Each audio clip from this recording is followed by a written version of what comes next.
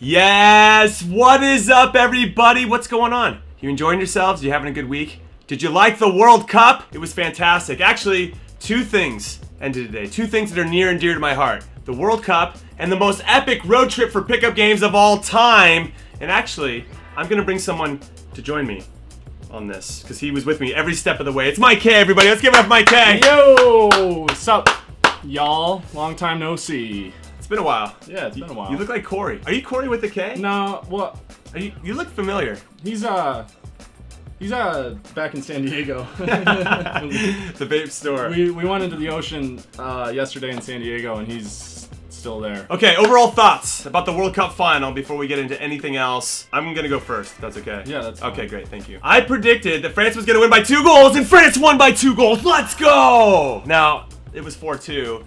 And I said 3-1, but it should have been 3-1 because Mbappe's goal for me shouldn't have been scored, and Lloris was having an absolute shocker.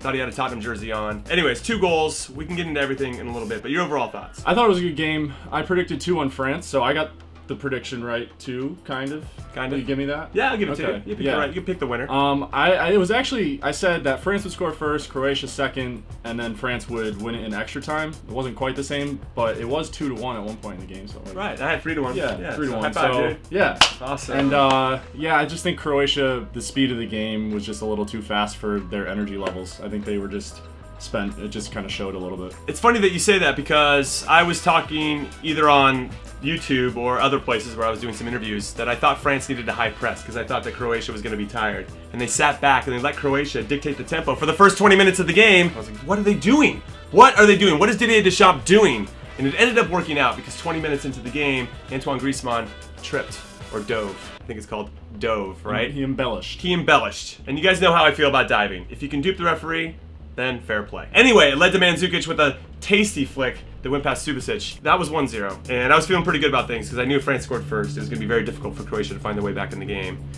And they did. You did say in your preview, though, that Croatia would want France to score first because they're good at coming from behind. That's true. That's true. Thank you for reminding me. Yeah, that was like their sweet spot. And they did. Ivan Perisic. Right. Can we talk about that goal, by the way? To take that touch away from one of the best defensive midfielders in the world to get that shot off, though I did see on replay, after I watched it about 17 times because it was so good, it did take a little deflection off Varane. So it doesn't take anything away from it because I thought his touch away from the pressure was what made the goal. Yeah. And obviously his technique was good too. Right, and Croatia's ability to keep the ball alive in the air and Vida to get the poke to get it to Perisic, and then obviously the touch and shot was just perfect. Fantastic. I thought then like, oh, we can have ourselves a game here. We have a game here. And then VAR decided to get involved. What bumps me out about Ivan Perisic is that he kind of threw his arm out. It was weird. It was really weird. Shouldn't he know better? Like, they are reviewing all these plays. Yeah. I mean, you could think that he's doing everything he can to not let the ball get into that dangerous area, but that, like, don't put your hand there. That handball shouldn't have happened, though, in the first place, because if you see Matuidi's run, and just the French players in general, Croatia clearly was marking zonally, and Matuidi ran into the box unmarked the entire time. Good point. There's 2 Croatian defenders, Perisic being the one in the back. I don't remember who was in front, but he just slips in between. Their backs are turned to Matuidi's run. They're watching the ball, which, of course, you have to watch the ball. Right. But they're not aware of where the run's being made. So if they were aware and were marking Matuidi tight, that play probably wouldn't have happened. Matuidi might not have gotten the ball. He wouldn't have gotten any sort of contact. I agree with you 100%. I like zonal marking for maybe 1 or 2 players. But for the top maybe 3 or 4 headers on an opposing team, they need to be man-marked because you don't want them to have any momentum into a run. If I had 3 or 4 steps, that allows me to attack the ball. But if I've got to like fight through somebody to get through it, I've got no momentum. And even to add to that, if I jumped up and somebody nudged me and was really close, I've got no power on the ball. And Matuidi just had his way to go right in there. All right, let's talk about the third goal though. France, off a throw-in, deep in their own half. And 3 straight headers in a row, and then Paul Pogba hit a dime. And I think this is the power of having somebody like Kylian Mbappe on your team because Pogba didn't hit it to him. He hit it into space so he could go out and get it. Mbappe made the pass look brilliant. Yeah, and it was a great pass. Of course, he put it in an area for Mbappe to get to, but Mbappe's pace made the pass perfect. That, and also there's an understanding between the two that if I'm in this position, I'm going to hit it to you in that space. And I thought that was genius as well. Pogba has 3 one-touches in this play. The one out to Mbappe, then his first shot got blocked, then he one-touched it with his left foot in and around. Subasic I don't know if you want to talk about the goalkeepers specifically. I didn't think either one of them played particularly well, which is a shame because I thought these two guys in particular were very good and got their teams to the final, helped get them to the final. I think Subasic in particular didn't play particularly well. He didn't make any of the big saves that I think you need to make to win a game of this magnitude. But Pogba obviously did well to find the space, and Subasic was shielded, in fairness to him, but he took a big step to his left. Right. That's what I'm going to say about that, but that's a fantastic goal. Right. And for me, nailed it, iced it. I said on Twitter it was done, it was finished, have a safe flight home, Croatia. It's pretty harsh, but I was just joking. I thought Croatia did well to get the second place. Second place? They got or the second goal. No, second place! Anyway, let's jump to the fourth goal, though. The fourth. Yeah, because that happened before it did. Second goal. You're right. Chronological. Chronological. So we're going to go chronologically here. Now, if you guys are outside backs or outside midfielders or anybody in an attacking position, when you beat a player, it forces another player to come over, and that creates gaps in the defense. And I think Hernandez got past a tackle by Mandzukic, pulled in somebody else, Vikoko Pickles, and everybody shifted. And then he played the ball into Mbappe, who was then one-on-one, and he did well to get the shot off, and he had a little bit of a screen. Subasic, I thought, should have saved it.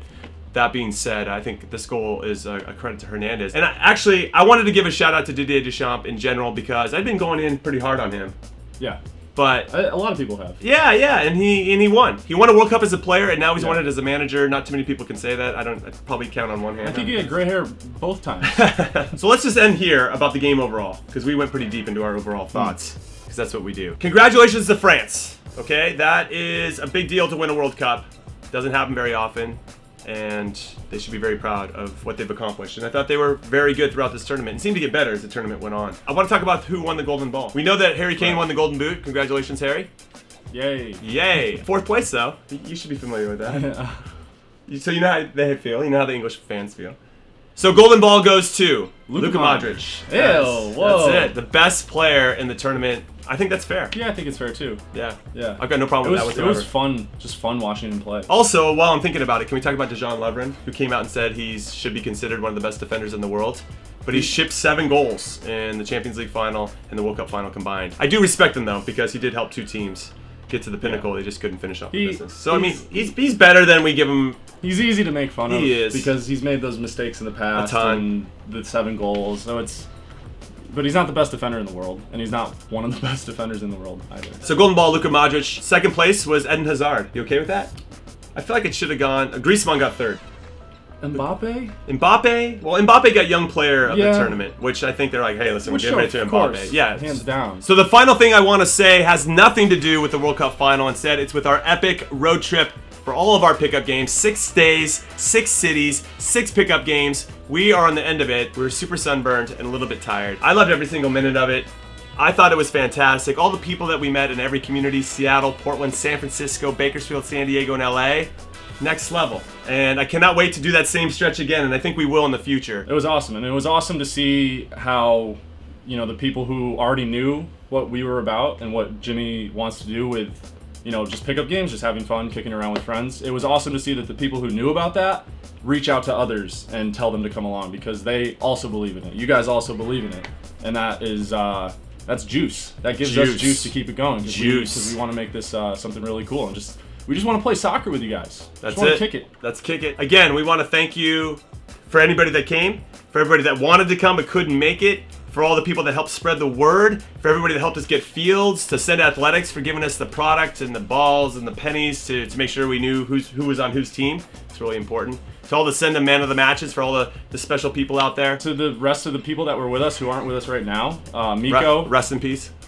Oh, no, I mean, they're still living. Yeah. Oh, sorry. Mikko, my brother, Michael Conrad, and my good friend for over 20 years, Andy Sinsegali. And now my good friend for 6 days, but maybe 20 years. Yeah, he's really cool. It's really cool. We vlogged the whole thing. When's that vlog dropping? I actually don't know. I don't know either. Hopefully, you know. In the near future. In the near future. I think the big question for us is, where are we going to go next? All right, those were our thoughts about the game and the Golden Ball winner and everything else that was on our mind, and the pickup games, of course. Very, very special, and I can't wait to do that again.